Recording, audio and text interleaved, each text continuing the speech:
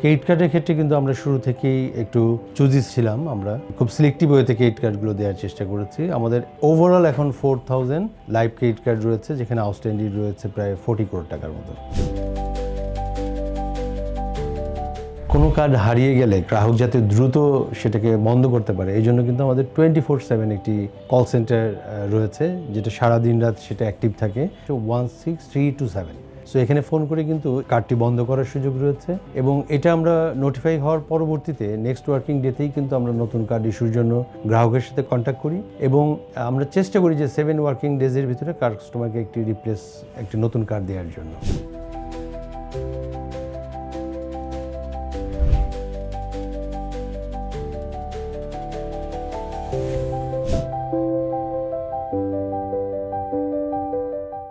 আমাদের শুধুমাত্র এই মুহূর্তে ডেবিট কার্ড এবং ক্রেডিট কার্ড রয়েছে, বাট প্রিপেড কার্ডটা কিন্তু আমাদের চালু করার একটা পরিকল্পনা রয়েছে।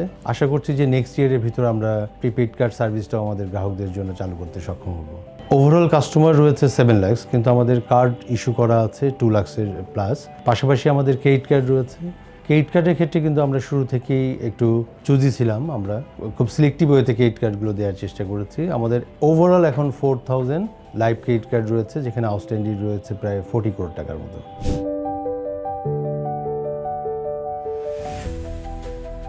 বেসিক্যালি আমরা এই মুহূর্তে কিন্তু আমরা ভিসার সার্ভিসটা নিচ্ছি। সো ভিসার সার্ভিসটাই আমরা আমাদের কাস্টমারদের জন্য প্রোভাইড করার চেষ্টা করছি, এবং যেহেতু আপনি জানেন যে ভিসার নেটওয়ার্কটা সবচেয়ে বড় বাংলাদেশে, সো আমরা ওইটাকেই প্রায়োরিটাইজ করে এই মুহূর্তে আমাদের বিজনেস সম্প্রসারণ করছি। ভবিষ্যতে হয়তো আরও কিছু আউটলেটের সাথে অন্তর্ভুক্ত হতে পারে।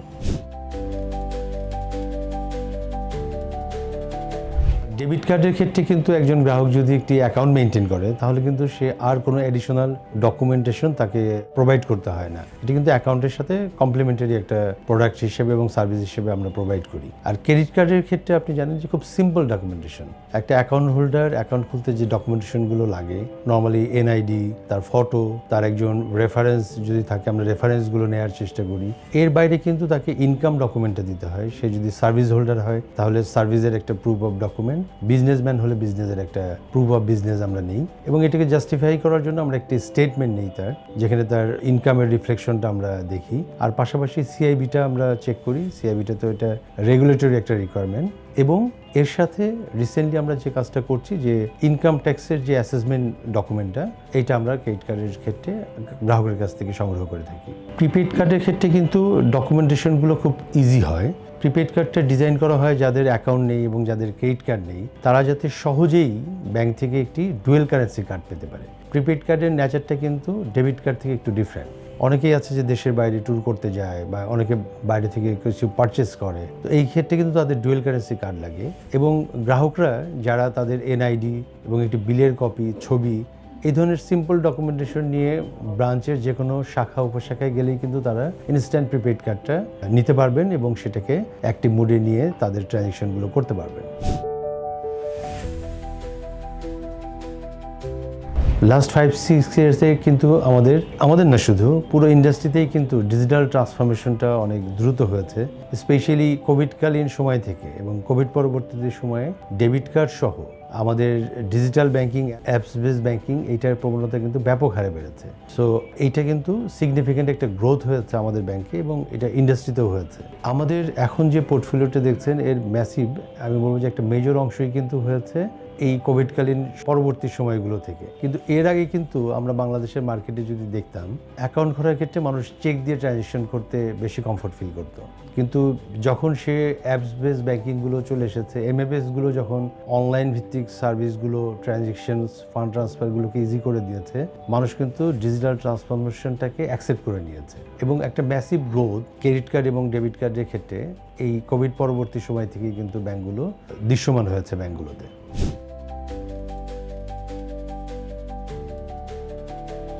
আমরা কিন্তু রিসেন্টলি আমাদের এসএমটিতে একটা আমরা অ্যাপ্রুভাল নিয়েছি। 10টি সেগমেন্ট আমরা নির্ধারণ করেছি, যেখানে আমরা segment wise pre approve credit কার্ডের জন্য একটা পরিকল্পনা নিয়েছি। আশা করি যে আমাদের বোর্ড অফ ডিরেক্টরসের অ্যাপ্রুভাল সাপেক্ষে খুব দ্রুত সময়ের ভিতর আমরা গ্রাহকদের জন্য খুব আকর্ষণীয় কিছু অফার নিয়ে আসতে পারবো। যেহেতু এটি এখনও প্রক্রিয়াধীন, এই জন্য আমি আরও বিস্তারিত বলছি না, বাট আমরা 10টি সেগমেন্টে স্পেশাল একদম নিশ মার্কেটিং একটা অ্যাপ্রোচে যেয়ে, সেগমেন্টেশনের একটা অ্যাপ্রোচে যেয়ে কিন্তু আমরা কিছু অফার আমরা খুব রিসেন্টলি আমাদের গ্রাহকদের জন্য নিয়ে আসবো।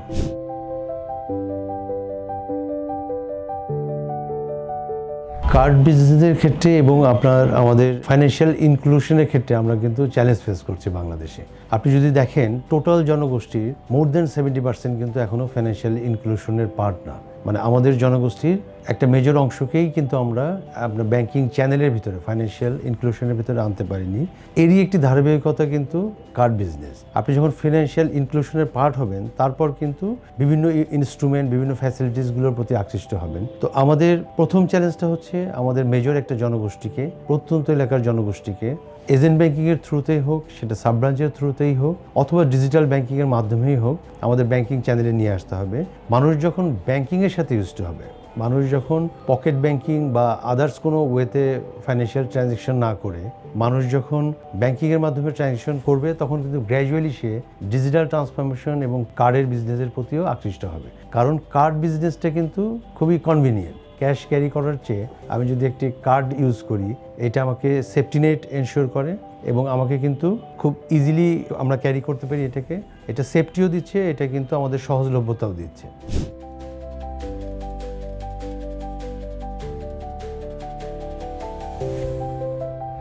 কার্ড বিজনেসের ক্ষেত্রে কিন্তু গ্রাহক সচেতনতা খুবই ইম্পর্ট্যান্ট। আমরা কোথায় কার্ডটা ইউজ করছি, কার্ডটা আমরা অন্য কারোর কাছে হ্যান্ড ওভার করছি কিনা, আমরা কোন ধরনের লিঙ্কে যে আমরা কার্ড নাম্বারটাকে শেয়ার করছি, ওটিপিটা শেয়ার করছি কিনা, এই ধরনের জায়গাগুলো সচেতনতা তৈরি করাটা খুবই গুরুত্বপূর্ণ। এইচবিএসসি ব্যাংক কিন্তু গ্রাহকদের সচেতনতার জন্য ইডিএম করে এবং তাদেরকে আলাদাভাবে বিভিন্ন অ্যাওয়ারনেস প্রোগ্রামগুলো পরিচালনা করছে। এর পাশাপাশি আমরা কিন্তু 2 ফ্যাক্টর অথেন্টিকেশনের ব্যবস্থা নিয়েছি, যাতে গ্রাহকদের ট্রানজ্যাকশনগুলো আরও বেশি নিরাপদ হয়।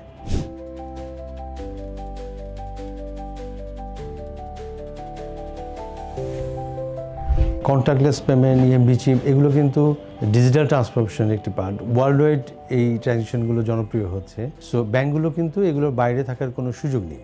আমরাও কিন্তু এই ধরনের সার্ভিসগুলো আমাদের গ্রাহকদের জন্য এগুলো সম্প্রসারণ করার চেষ্টা করছি এবং এক্ষেত্রে সচেতনতাটা সবচেয়ে গুরুত্বপূর্ণ। আপনি কোথায় ট্রানজ্যাকশন করছেন সেটার সিকিউরিটিটা আপনাকে এনশিওর করতে হবে।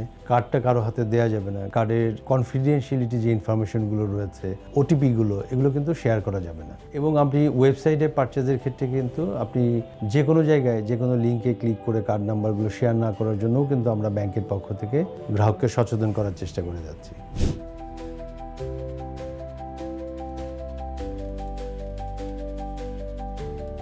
কোনো কার্ড হারিয়ে গেলে গ্রাহক যাতে দ্রুত সেটাকে বন্ধ করতে পারে, এই জন্য কিন্তু আমাদের 24/7 একটি কল সেন্টার রয়েছে, যেটা সারাদিন রাত সেটা অ্যাক্টিভ থাকে গ্রাহক সেবা দেওয়ার জন্য। আমাদের 24/7 গ্রাহক সেবার নাম্বার হচ্ছে 16327। সো এখানে ফোন করে কিন্তু ইমিডিয়েটলি কার্ডটি বন্ধ করার সুযোগ রয়েছে এবং এটা আমরা নোটিফাই হওয়ার পরবর্তীতে নেক্সট ওয়ার্কিং ডেতেই কিন্তু আমরা নতুন কার্ড ইস্যুর জন্য গ্রাহকের সাথে কন্ট্যাক্ট করি এবং আমরা চেষ্টা করি যে 7 ওয়ার্কিং ডেজের ভিতরে কাস্টমারকে একটি নতুন কার্ড দেওয়ার জন্য।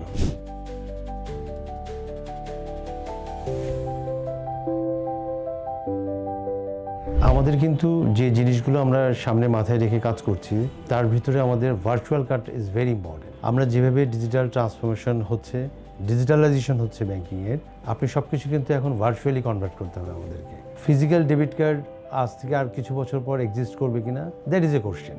আমরা কিন্তু এখন মোবাইলের সিমও ইউজ করছি, একটি হয়তো ফিজিক্যাল সিমস, আর একটা কিন্তু আমরা ভার্চুয়াল সিম ইউজ করছি। কার্ডের ক্ষেত্রেও কিন্তু এই পরিবর্তনটা অলরেডি শুরু হয়ে গিয়েছে, আমাদের ইন্ডাস্ট্রিতেও শুরু হয়েছে, আমাদের ব্যাংকেও আমরা কিন্তু ভার্চুয়াল কার্ড নিয়ে আমাদের কর্মপরিকল্পনা শুরু করেছি। আমরা চেষ্টা করব দ্রুততম সময়ের ভিতর আমাদের গ্রাহকদের জন্য ভার্চুয়াল কার্ডটা চালু করার জন্য।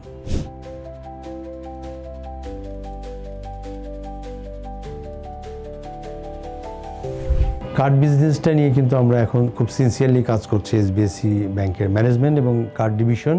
আমরা কিন্তু কার্ড বিজনেসটা যেটা আমরা বলেছি, কার্ডের ক্ষেত্রে কিন্তু 3 ধরনের কার্ডটা আমরা রাখার চেষ্টা করছি।